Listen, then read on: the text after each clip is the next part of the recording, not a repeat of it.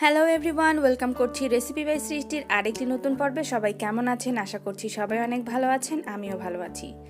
আমের আরেকটি ডেজার্টের রেসিপি আজকে শেয়ার করব। খুবই সহজ আর খেতে দুর্দান্ত এই রেসিপিটি ঝটপট বানিয়ে ফেলতে পারেন যে কোনো সময়। তো চলুন আজকের এই রেসিপিটা দেখে ফেলি। চুলাতে একটা কড়াই বসিয়ে নিয়ে তাতে দিয়ে দিচ্ছি 1 চামচ পরিমাণ ঘি। ঘিটা যখন পুরোপুরি মেল্ট হয়ে যাবে তখন এর মধ্যে অ্যাড করছি 2 টেবিল চামচের মতো কাজু বাদাম আর কাঠবাদাম। কাজু বাদাম আর কাঠবাদামটা যখন মোটামুটি একটু ফ্রাই হয়ে যাবে তখন এর মধ্যে দিয়ে দিচ্ছি 1 কাপ পরিমাণ সেমাই। এটা অলরেডি ঘিয়ে ভাজা, তারপরও আমি একটুখানি ঘিয়ে ভেজে নিচ্ছি, তাহলে একটা দারুণ স্মেল পাওয়া যাবে। 3-4 মিনিট ধরে সেমাইগুলোকে একটু হালকা আঁচে ভেজে নিতে হবে, তারপরে কিন্তু ওইগুলো তুলে নিতে হবে। সম্পূর্ণ সেমাই আমি তুলে নিয়েছি কড়াই থেকে। এবার অ্যাড করছি ওই একই কড়াইতে 2 কাপ পরিমাণ লিকুইড দুধ, তার সাথে সাথে নিয়ে নিচ্ছি 1/3 পরিমাণ চিনি। এবার চিনির সাথে দুধগুলো মিশিয়ে নেব, খুব ভালো করে কিছুক্ষণ নাড়াচাড়া করে জাল করে নিব। এবার দিয়ে দিচ্ছি 3 টেবিল চামচের মতো মাওয়া।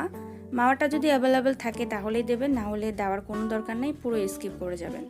মাওয়া দিয়ে দেওয়া হয়ে গেলে আবার কিছুক্ষণ নাড়াচাড়া করে মাওয়াগুলোকে মিশিয়ে নেব আর দুধগুলো জাল করে নেব। যে কোনো ডেজার্ট রেসিপি করার ক্ষেত্রে দুধ আগে থেকে খুব ভালো করে জাল করে নিলে ডেজার্টটা খেতে অনেক ভালো হয়। খুব ভালো মতো দুধগুলো ফুটে এসেছে আর অনেকক্ষণ ধরে জাল করে নিয়েছি। এবার দিয়ে দেব ভেজে রাখা সেমাইগুলো দিয়ে দেওয়ার পরে খুব বেশি একটা নাড়াচাড়া করতে হবে না বা জাল করতে হবে না। 2-1 মিনিট নাড়াচাড়া করে চুলার জালটা একদম অফ করে দিয়ে এটাকে ঠান্ডা হয়ে আসা পর্যন্ত অপেক্ষা করব।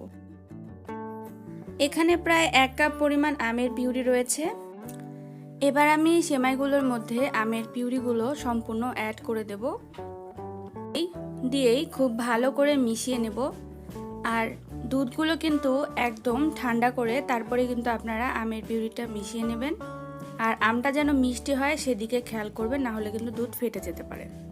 তৈরি হয়ে গেল আজকের আমের মজাদার এই ডেজার্ট রেসিপিটি। তো ভিউয়ার্স, আশা করছি রেসিপিটি আপনাদের কাছে ভালো লেগেছে। খুবই সহজ আর ঝটপট বানিয়ে ফেলতে পারেন, বা কোনো গেস্ট যদি বাসায় আসে তাকেও বানিয়ে খাওয়াতে পারেন এই মজাদার ডেজার্টটি। আশা করছি আজকের এই রেসিপিটি সবার কাছে সহজ আর মজার লেগেছে। রেসিপিটি বাসায় তৈরি করে খেতে পারেন, আপনাদের অনেক ভালো লাগবে। এই ধরনের মজার মজার রেসিপির ভিডিও পেতে হলে অবশ্যই আমাদের ইউটিউব চ্যানেল রেসিপি বাই সৃষ্টি সাবস্ক্রাইব করে রাখবেন। তাহলে ভিউয়ার্স, দেখা হচ্ছে আগামীতে নতুন কোনো রেসিপি নিয়ে। ততক্ষণ পর্যন্ত সবাইকে অনেক ধন্যবাদ আজকের এই ভিডিওটি দেখার জন্য।